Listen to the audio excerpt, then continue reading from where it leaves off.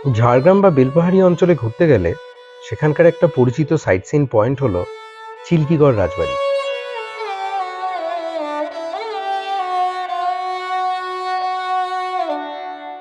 কলকাতা থেকে প্রায় ১৮০ কিলোমিটার দূরে রাজা জগন্নাথ ধাওয়াল দেবের তৈরি এই রাজবাড়িটি।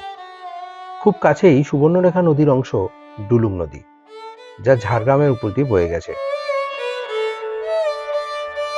অনেক ভগ্নপ্রায় অংশ দেখা যায় এই বিশাল অঞ্চল জুড়ে থাকা রাজবাড়ি থেকে।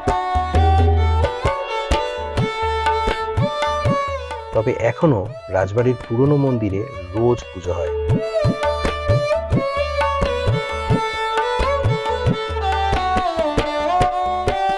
পুজোর ভোগও রান্না হয় এই পুরনো রাজবাড়ির অংশে। এই রাজবাড়ির যেমন অনেক পরিচিত ইতিহাস জানা আছে, তেমন এর এক এক ইটের পিছনে হয়তো লুকিয়ে আছে অনেক না জানা কিছু গল্প।